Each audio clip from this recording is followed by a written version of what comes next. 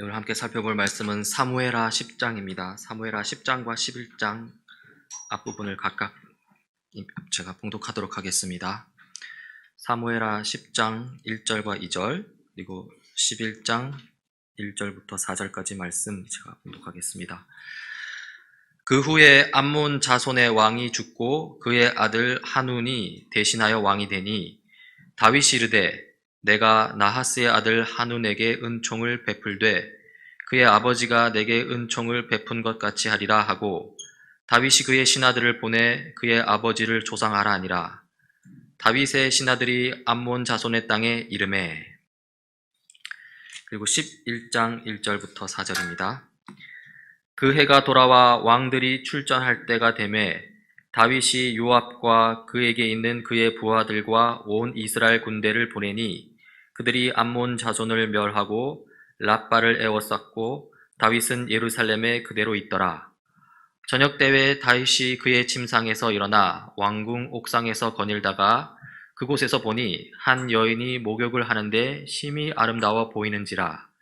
다윗이 사람을 보내 그 여인을 알아보게 하였더니 그가 아뢰되 그는 엘리암의 딸이요 햇사람 우리아의 아내 밧세바가 아니니까 하니 다윗이 전령을 보내어 그 여자를 자기에게로 데려오게 하고 그 여자가 그 부정함을 깨끗하게 하였으므로 더불어 동침함에 그 여자가 자기 집으로 돌아가니라.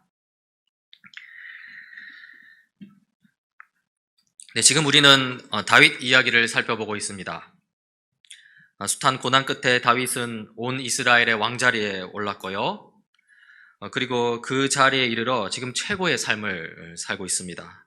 특히 지난 시간 우리는 다윗에게서 하나님 나라의 왕다운 면모를 또 발견했는데요. 일반적으로 이방 나라의 왕들은 자기 권력을 유지하기 위해서 이 경쟁자가 될 만한 사람들을 모두 죽입니다. 보통 왕의 형제나 사촌들이 이 왕 자리를 위협하는 인물로 여겨져서 많이 죽임을 당하죠. 하지만 다윗은 그렇게 하지 않았습니다. 다윗은 사울의 손자이자 요나단의 아들 므비보셋을 거두어 자기 아들처럼 대접하는데요. 알다시피 사울은 이 다윗과 대립되는 인물이죠. 따라서 사울의 자손은 이 다윗에게는 왕자리를 위협할 수 있는 그런 인물입니다. 하지만 다윗은 이 사울의 자손 므비보셋을 보살펴주고요. 그렇게 함으로써 우상 숭배하는 이방 나라들과 구별되는 모습, 즉 하나님을 섬기는 이스라엘 나라의 왕다운 모습을 보여주었습니다. 참으로 이 다윗은 하나님 나라의 왕다운 면모를 보여주었고요. 그리고 여기까지가 바로 사무엘하 9장까지 이야기였습니다. 그리고 오늘 이 사무엘하 10장부터 좀 살펴보고자 하는데요. 그런데 그 시작이 심상치 않습니다. 사무엘하 10장은 이렇게 시작합니다. 그 뒤에 암몬 사람의 왕이 죽고 그의 아들 한운이 그를 이어서 왕이 되었다. 다윗은 한운의 아버지 나하스가 나에게 은혜를 베풀었으니 나도 나하스의 아들 한운에게 은혜를 베풀어야겠다 하고서 신하들을 보내어 고인에게 조의를 표하게 하였다. 그래서 다윗의 신하들이 암몬 사람의 땅에 이르렀다. 이 성경 구절에 이 암몬 사람의 왕이 등장합니다. 그의 이름은 나하스라는 인물이 등장하는데요. 이 나하스 여러분 많이 들어보지 않았습니까? 이 바로 요단강 동편에 있던 이스라엘 사람들 갓 지파와 르우벤 지파 사람들의 눈을 뽑았던 이 암몬 왕 나하스였습니다. 그러니까 이 하몬의 아버지였죠. 그리고 길랏 야베스로 쳐들어가서는 이 오른쪽 눈을 다 빼서 바치면 더 이상 공격하지 않겠다고 한 바로 그 왕입니다. 이 사무엘하 11장 1절 2절에 이렇게 나오죠. 암몬 사람 나하스가 올라가서 길르앗의 야베스를 포위하였다. 그러자 야베스 사람들이 모든 나하스에게 우리와 조약을 맺읍시다. 우리가 당신을 섬기겠습니다. 하고 제안하였다. 그러나 암몬 사람 나하스는 내가 너희의 오른쪽 눈을 모조리 빼겠다. 온 이스라엘을 이같이 모욕하는 조건에서만 너희와 조약을 맺겠다 하고 대답하였다. 이렇게 말했습니다. 이 잔인한 왕, 이 암몬의 나하스를 물리친 사람이 바로 사울입니다. 사울은 왕으로 추대를 받고서도요, 아직 그 당시 그 역할이 명확하지 않았습니다. 이스라엘 나라 자체가 이 왕 제도에 대해서는 아직 익숙하지 않았고요. 그래서 이 사울은 자기 고향 집에서 왕으로 추대되었음에도 자기 고향 집에서 밭을 갈고 있었는데요. 그때 암몬의 침략 소식을 듣고서는 이 하나님의 영에게 크게 감동되어서 군사를 모아 이 암몬 왕 나하스를 물리치게 됩니다. 그리고 그 전쟁 승리 덕분에 이 사울은 이스라엘 나라에서 왕으로서의 입지를 단단하게 다지게 됩니다. 이 사무엘상 11장 14절 15절이죠. 지금 앞에 이야기입니다. 이 사울이 나하스를 물리친 다음에 이 사무엘과 백성들이 한 일에 대한 기록입니다. 사무엘이 백성들에게 말하였다. 우리가 길갈로 가서 사울이 우리의 왕이라는 것을 거기에서 새롭게 선포합시다. 그래서 온 백성이 길갈로 가서 그곳 길갈에 계시는 주님 앞에서 사울을 왕으로 세웠다. 우리는 지금 3명의 왕들에 대해서 지금 살펴보고 있습니다. 다윗 왕이 지금 주 인물이고요. 그 다음에 사울 왕에도 살펴보았고요.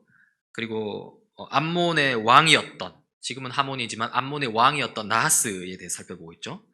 그런데 이 3명의 힘의 역학관계가 어떻게 됩니까? 먼저 다윗과 사울은 적대 관계입니다. 사울이 다윗을 죽이려고 수년간 쫓아다녔다는 것은 이미 우리가 다 알고 있는 사실이죠. 비록 다윗은 사울을 적대시하지 않았지만 사울은 그렇지 않았습니다. 다윗을 매우 싫어했습니다. 죽이려고 했죠. 그래서 적대 관계인 셈입니다. 한편 사울과 나하스, 암몬의 나하스도 적대 관계입니다. 앞서 살펴본 대로 사울은 길랏 야베스를 위협했던 이 암몬 왕 나하스를 물리쳤죠. 그렇게 함으로써 사울은 이스라엘에서의 왕으로서의 입지를 다졌고요. 그래서 사울과 나하스는 절대 가까워질 수 없는 사이입니다.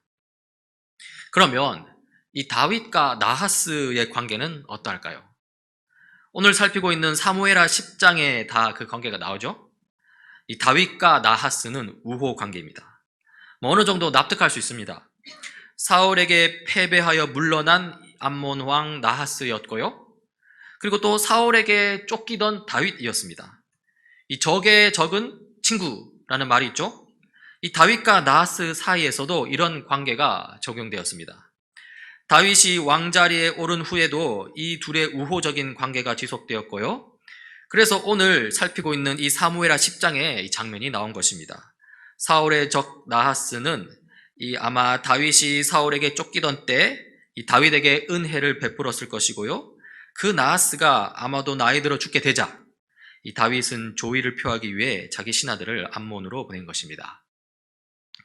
그런데요, 여기서 우리는 이 암몬 족속이 어떤 민족인지를 좀 살펴보아야 합니다.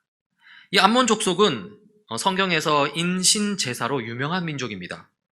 이 암몬 족속은 몰렉, 밀곰, 몰렉을 숭배하는 민족인데요. 이 자기 자녀들을 이 몰렉에게 바칠 때 불에 태워 죽여서 바칩니다. 지금 그림에 보듯이요, 이 금속 재질로 된 몰렉 우상 아래에 이렇게 불을 뗍니다. 그렇게 불을 계속 떼면 이 금속으로 된 이 우상이 불 때문에 벌겋게 달아오르겠죠? 이 벌겋게 달아오른 몰렉 우상 손 위에다가 이 아이를 산채로 바치는 것입니다. 아무것도 모르는 이 어린아이가 그 불덩이 위에서 큰 고통을 당하면서 죽어가는 것이죠. 이 굉장히 충격적인 장면이고요. 굉장히 혐오스럽습니다. 왜 이렇게 했을까요? 죄악에 빠진 사람의 생각이라는 게 다 그렇지 않겠습니까? 그렇게 충격적이고 혐오스러울수록 그 효과가 더 커진다고 생각했겠죠? 성경은 이 몰렉을 숭배하는 암몬 족속에 대해서 매우 가증스럽게 여기는데요. 사실상 하나님 나라를 상징하는 이스라엘 나라로서는 이 혐오스러운 우상을 숭배하는 이 암몬 족속과 절대 함께 할 수 없습니다. 레위기에서 이 암몬 족속의 몰렉 숭배에 대해서 콕 집어서 언급하는데요. 이렇습니다. 너는 너의 자식들을 몰렉에게 희생제물로 바치면 안 된다. 그렇게 하는 것은 너의 하나님의 이름을 더럽게 하는 일이다. 나는 주다. 레위기뿐만 아니라 열왕기 상하든지 어디든 이런 몰렉에 대한 이야기는 많이 나옵니다. 하지만 지금 다윗은 이 자녀를 불태워 바치는 암몬 족속과의 관계에서 어떠한 불편함도 발견할 수 없습니다. 그렇죠? 오히려 다윗은 이 암몬 족속에게 이 조의를 표함으로써 암몬 족속과의 교류를 이어가고자 합니다. 다윗의 이러한 모습에 대해서 우리는 어느 정도 이해할 수는 있습니다. 다윗으로서는 자기가 어려울 때 도움을 받았으니까요. 하지만 일단 온 이스라엘의 왕이 된 이후에는 자기 행위에 대해서 더욱더 좀 더 신중해야 합니다. 암몬 왕 나하스에게 누나를 뽑힌 이스라엘 백성, 이 갓 지파와 르우벤 지파 사람들이 여전히 살아있고요. 또 나하스에게 위협당하고 고통당한 이스라엘 백성 길랏 야베스 사람들의 기억도 아직 생생합니다. 게다가 암몬 족속은 자기 욕심을 채우기 위해 자기 자녀들을 몰렉 우상에게 잔인하게 불태워 바치는 가증스러운 민족이었습니다. 이 하나님 나라를 상징하는 이스라엘 나라의 왕으로서의 다윗은요, 그렇게 섣불리 암몬 족속들과는 교류해서는 안 되는 것이었습니다. 하지만 다윗은 그렇게 하지 못했습니다. 다윗이 이렇게 된 이유가 무엇이냐 했을 때 우리가 찾을 수 있는 하나의 이유는 이 다윗이 권력에 취했다는 것입니다. 앞서 이 사무엘하 8장에 가보면요, 다윗은 하나님의 도우심으로 이 이스라엘을 괴롭히던 주변 나라들을 모두 물리칩니다. 이 8장 6절과 14절에서 반복해서 이렇게 기록하는데요, 다윗이 어느 곳으로 출전하든지 주님께서 그에게 승리를 안겨주셨다. 이렇게 승리를 구가하던 다윗이었고요, 다윗은 그 승리에 대해서 하나님께 영광을 돌렸을 것입니다. 처음에는 그랬을 것입니다. 하지만 그러한 승리의 삶이 지속되면서요, 어느새 그 승리에 취해서 다윗 스스로가 스스로를 높이고 말았던 것이죠. 지금 다윗은 권력에 취해서 분별력을 잃어버린 듯합니다. 그리하여 하나님 나라의 관점에서 이 나라를 이끌어 가기보다는요, 이 세상적인 관점에서 주변 나라의 성격이 어떠하든지 상관없이 이 정치적인 역학관계만 보고 있는 것 같습니다. 자신이 왕으로 있는 나라를 키우고 보존하는 것에만 관심이 있다는 것이죠. 아무튼 역설적이게도 이 불경스러운 교류를 막아선 것은요, 다름 아닌 바로 암몬 족속이었습니다. 사무엘하 10장 3절을 보십시오. 그러나 암몬 사람의 대신들이 자기들의 상전인 한운에게 말하였다. 이 나하스의 아들 한운이죠. 다윗이 임금님께 조문사절을 보낸 것이 임금님의 부친을 존경하기 때문이라고 생각하십니까? 오히려 이 도성을 두루 살피고 정탐하여 함락시키려고 다윗이 임금님께 자기의 신하들을 보낸 것이 아닙니까? 이 암몬 족속의 신하들이 이 다윗에 대해서 반대하고 나섭니다. 다윗이 이스라엘의 왕이 된 이상 이 전대 암몬 왕이었던 나하스를 결코 존경할 수 없다는 것이죠. 지금 오히려 이스라엘 왕이 된 다윗이 자신들을 치기 위해서 이 정탐꾼을 보냈다는 것입니다. 어떻게 보면 이 다윗 자신보다 이 암몬의 신하들이 이스라엘 왕의 정체성, 즉 우상 숭배하는 나라와 함께하지 못하는 이스라엘 왕의 모습에 대해서 더 잘 아는 것 같습니다. 이렇게 암몬의 신하들은 암몬으로서는 이스라엘과 함께할 수 없다는 것을 분명히 드러내는데요, 이 암몬 왕 한운은 이 신하들의 말을 받아들입니다. 이 다윗이 보낸 신하들을 붙잡아서 그들의 한쪽 수염을 깎고요, 바지 한가운데를 도려내어서 양쪽 엉덩이가 훤히 드러내게 해서 다시 돌려보냅니다. 쉽게 말해서 이 다윗의 신하들을 아주 수치스럽게 만든 것이고요, 이것은 다윗을 향해 선전포고를 한 것이나 다름이 없습니다. 자, 아주 수치스러운 일을 당한 다윗입니다. 자, 다윗은 어떻게 반응할까요? 감히 살아계시는 하나님을 섬기는 이 백성을 모욕한 저들에게 그에 합당한 처벌을 내릴까요? 그렇지 않습니다. 5절입니다. 사람들은 이 일을 다윗에게 알렸다. 조문사절이 너무나도 수치스러운 일을 당하였으므로 다윗 왕은 사람들을 보내어 그들을 맞으며 수염이 다시 자랄 때까지 여리고에 머물러 있다가 수염이 다 자란 다음에 돌아오라고 하였다. 이게 다입니다. 다윗은 암몬에 대해서 어떤 조치도 취하지 않습니다.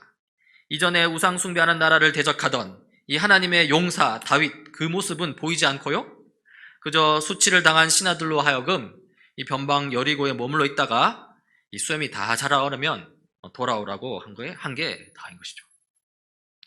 이 암몬에 대해서 굉장히 관대한 다윗이고요, 어쩌면 다윗이 지금 자기가 가진 권력에 안주하고 있는 것은 아닌가 싶습니다. 한편 이 전쟁의 소극적인 다윗보다 이 암몬 쪽에서 더 공격적으로 나오는데요, 6절입니다. 암몬 사람들은 자기들이 다윗에게 미움을 사게 된 줄을 알았다. 암몬 사람들은 사람을 보내어서 벨르홉의 시리아 사람과 소바의 시리아 사람들에게서 보병 2만 명과 마아가의 왕에게서 1000명과 돕 사람들에게서 12,000명을 용병으로 고용하였다. 이 암몬이 병력을 모으고 있습니다. 시리아에서 2만 명, 마아가에서 1,000명, 돕에게서 12,000명을 용병으로 고용하죠. 전쟁 준비를 하는 것입니다. 그러자 다윗이 반응하는데요. 7절입니다. 다윗은 이 소식을 듣고 요압에게 전투 부대를 맡겨서 출동시켰다. 이 7절에서 뭐라고 합니까? 다윗이 이 소식을 듣고 암몬이 병사를 모으고 있다는 소식을 듣고 요압 장군에게 전투를 맡겼다고 나옵니다. 다윗 자신은 출전하지 않고요. 부하들을 시켜서 전쟁을 수행하도록 하는 것이죠. 확실히 이 자기 권력에 안주하는 모습입니다. 이렇게 다윗은 서서히 이 권력의 맛에 길들여졌고요. 이스라엘 나라의 왕으로서 가져야 할 이 긴장의 끈을 놓치고 맙니다. 그리고 이러한 배경 속에서 우리는 그 유명한 이야기, 다윗과 밧세바의 이야기를 보게 됩니다. 밧세바 이야기는 사무엘하 11장에 나옵니다. 1절입니다. 그 다음 해의 봄에 왕들이 출전하는 때가 되자 다윗은 요압에게 자기의 부하들과 온 이스라엘의 군인들을 맡겨서 출전시켰다. 그들은 암몬 사람을 무찌르고 랍바를 포위하였다. 그러나 다윗은 예루살렘에 머물러 있었다. 지금 이 성경 구절을 보면 이 다윗의 이스라엘 나라가 지금 암몬과의 전쟁을 계속 이어가고 있음을 우리가 볼 수 있습니다. 다윗이 군대 장관 요압에게 이 부하들과 온 이스라엘 군인들을 다 맡겼다고 나오지요. 그리고 랍바를 포위했다고 나오는데요. 랍바는 이 암몬의 수도로 보면 됩니다. 이렇게 이스라엘과 암몬이 전쟁을 하는 중에 다윗은 어떻게 하고 있다고 나옵니까? 예루살렘에 머물러 있다고 나옵니다. 특히 1절에서 이 왕들이 출전하는 때가 되자라는 구절은 이 사무엘서 기록자가 일부러 그렇게 써놓은 것 같습니다. 다윗이 왕으로서의 의무를 제대로 이행하고 있지 않음을 보여주고자 한 것이죠. 이렇게 다윗은 권력에 취해서 이스라엘 나라의 왕으로서의 자기 존재 가치를 서서히 잃어버리고 있는 것 같습니다. 그리고 그 결과가 무엇입니까? 바로 2절에 나옵니다. 어느 날 저녁에 다윗은 잠깐 눈을 붙였다가 일어나 왕궁의 옥상에 올라가서 거닐었다. 그때 그는 한 여인이 모욕하는 모습을 옥상에서 내려다 보았다. 그 여인은 아주 아름다워 보였다. 이 부하들은 이 바깥으로 나가서 지금 한창 전쟁을 수행하는 중인데요. 다윗은 왕궁에서 편히 쉬고 있는 것이죠. 다윗은 왕으로서의 의무를 다하지 않고 있습니다. 오히려 마음 편히 낮잠을 자고 있었고요. 그리고 잠에서 깨서 한가로이 왕궁 옥상을 거닐었다고 하죠. 이 모습만 봐도 확실히 다윗에게 문제가 있어 보입니다. 그런데 더 큰 문제가 발생합니다. 이 그림에서 볼 수 있듯이 이 다윗 왕궁은 예루살렘 성읍에서 높은 지대에 위치하고 있는데요. 당연히 왕궁 옥상에서는 이 예루살렘 성읍에 있는 모든 곳을 내려다 볼 수 있었겠죠. 그리고 때마침 한 여인이 목욕하는 모습을 다윗이 보게 된 것입니다. 성경은 그 여인에 대해서 아주 아름다웠다고 기록하고 있는데요. 이것은 다윗이 그 여인을 향해 성적인 욕망을 품었음을 보여주는 것입니다. 사실 다윗이 제대로 된 상태였다면 이 왕궁 옥상에서 그 여인이 모욕하는 장면을 보았을 때 다윗은 얼른 눈을 돌려야 했습니다. 아예 왕궁 옥상에서 내려왔어야 하는 것이죠. 그러나 다윗은 모욕하는 그 여인을 계속 주시했고요. 그 여인을 향해 욕정을 품었고요. 그리고 그 잘못된 마음을 실행에 옮기려고 합니다. 3절이죠. 다윗은 신하를 보내서 그 여인이 누구인지 알아보게 하였다. 다녀온 신하가 그 여인은 엘리암의 딸로서 햇사람 우리아의 아내 밧세바라고 하였다. 다윗이 신하를 보냈다고 하는데요. 상당히 적극적인 행위입니다. 그냥 보고만 있는 것이 아니라는 것입니다. 타락한 욕망이 시키는 대로 그 욕망대로 지금 행동하고 있는 것이죠. 이렇게 신하를 보내어 알아보았더니 그 여인의 이름은 밧세바요, 결정적으로 햇사람 우리아의 아내라는 사실을 알아냈습니다. 이렇게 그 여인이 한 남자의 아내라는 사실을 알게 되었을 때 다윗은 멈춰야 했습니다. 자기 자신의 부패한 욕망이 시키는 대로 따라가지 말았어야 합니다. 하지만 다윗은 그렇게 하지 못했고요. 오히려 더 적극적으로 행동합니다. 4절입니다. 그런데도 다윗은 사람을 보내어서 그 여인을 데려왔다. 밧세바가 다윗에게로 오니 다윗은 그 여인과 정을 통하였다. 그 여인은 마침 부정한 몸을 깨끗하게 씻고 난 다음이었다. 그런 다음에 밧세바는 다시 자기의 집으로 돌아갔다. 이 4절은 그런데도 라고 시작하는데요. 이 밧세바가 한 남자의 아내인데도 라는 의미죠. 이 밧세바가 한 남자의 아내인데도 불구하고 사람을 보내서 그 여인을 데려왔고요. 다윗은 그 여인과 동침합니다. 그렇게 자기 욕정을 다 채운 후에 그 여인을 자기 집으로 돌려보내죠. 마치 아무 일 없었다는 듯 말입니다. 다윗은 죄를 저질렀습니다.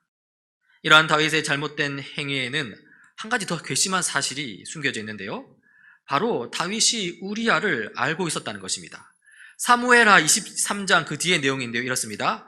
다윗이 거느린 용사들의 이름은 그러하다. 이렇게 하면서 30인 특별부대에 들어있는 다른 용사들로서는 다음과 같은 사람들이 있다.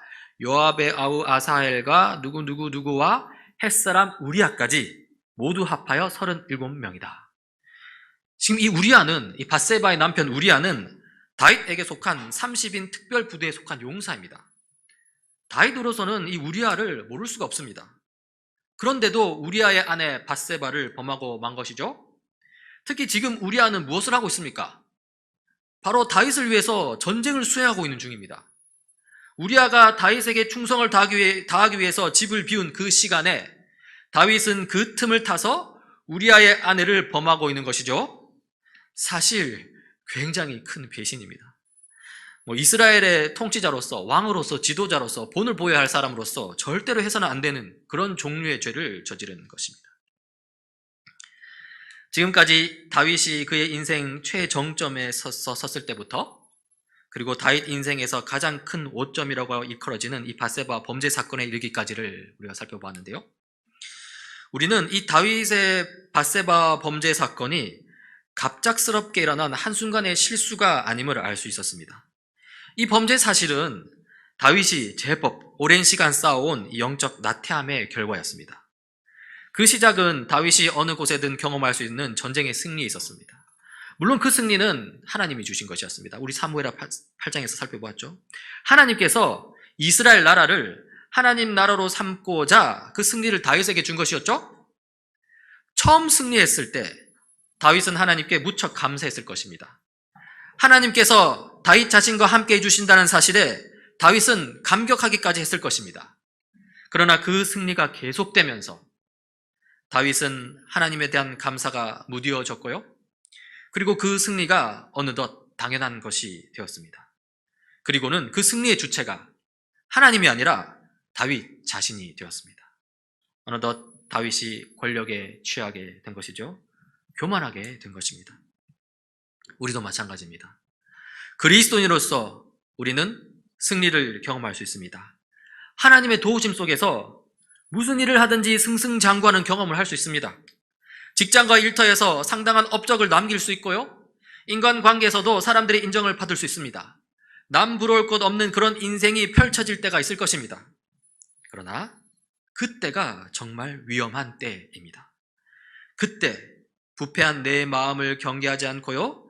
그때 더욱더 하나님을 찾고 구하지 않는다면요. 우리는 다윗과 마찬가지로 타락하고 말 것입니다. 하나님이 내 인생의 주인이 아니라 내가 바로 내 인생의 주인이 되는 것이고요. 그렇게 되면 게임은 이미 끝난 것입니다. 실로 다윗이 권력에 취하고 난 뒤로는요. 다윗은 걷잡을 수 없이 죄에 깊숙이 빠지게 됩니다. 암몬과의 전쟁터에 나가지 않고 왕궁에서 한가로이 거닐던 다윗입니다.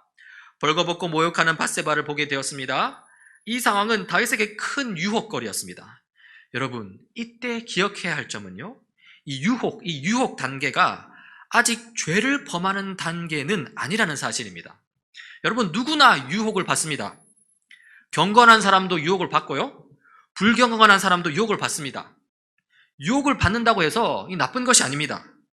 다만 그 유혹에 어떻게 대처하느냐가 중요합니다. 경건한 사람은 그 유혹을 이겨낼 것입니다. 그러나 불경건한 사람은 그 유혹을 따라 살게 되는 것이죠. 다윗의 경우를 다시 보자면요. 왕궁 옥상에서 다윗은 유혹을 받았습니다. 목욕하는 여인을 보았고요. 그리고 유혹 가운데 처하게 된 것이죠. 그러나 매우 안타깝게도 이 다윗은 권력에 취한 상태였습니다. 자기 자신의 부패성에 대해서 경계하는 마음도 없었고요. 또 하나님을 찾고 구하는 것도 예전만 못했습니다. 즉 유혹에 아주 취약한 상태였고요. 그리고 결국 유혹에 넘어가고 말죠.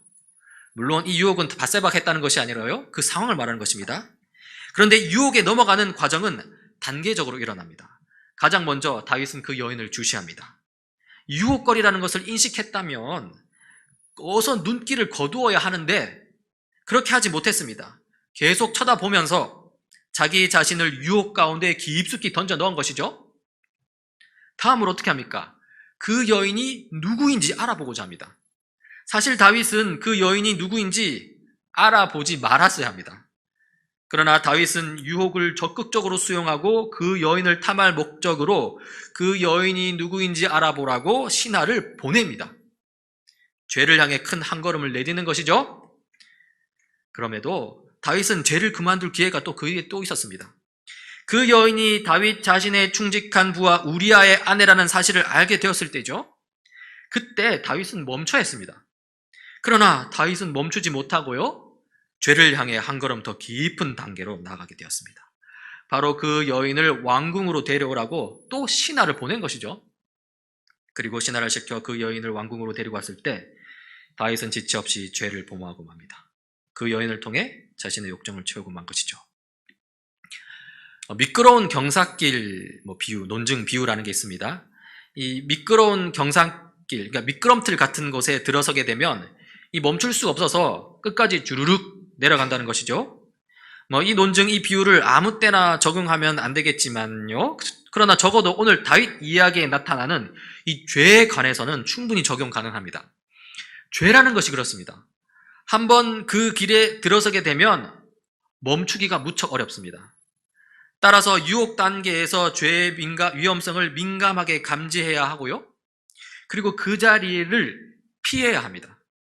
그 유혹의 자리에 머물러 있어서는 안 된다는 것입니다. 네, 말씀을 마무리하고자 합니다. 다윗은 하나님이 주신 승리 가운데 교만과 권력 욕구에 빠지고 맙니다. 그 당시 이방 나라 세속 정신에 물든 것이죠. 그리고 그렇게 세속에 빠지게 되었을 때 다윗은 유혹을 이겨낼 힘을 완전히 잃어버렸습니다. 죄의 길이라는 그 미끄러운 경사길에 들어서게 되고요. 결국 바세바를 범하는 데까지 이르고 맙니다. 이것이 바로 우리의 죄된 현실입니다. 이 죄된 현실을 깊이 인식하고 경계하는 우리 모두가 되길 간절히 바랍니다. 기도하시겠습니다. 하나님 아버지, 오늘 다윗 이야기를 통해 우리가 얼마나 연약한 존재인지를 돌아보게 됩니다. 우리가 때때로 누리는 성공적 삶 속에서 우리가 또 얼마나 자주 넘어지는지를 돌아보게 됩니다. 주님, 우리로 하여금 승리와 성공이 주는 시험에 빠지지 않게 하옵소서. 우리를 악으로부터 끝까지 보호하여 주옵소서. 우리 죄 때문에 십자가에 지신 예수님 이름으로 기도드립니다. 아멘.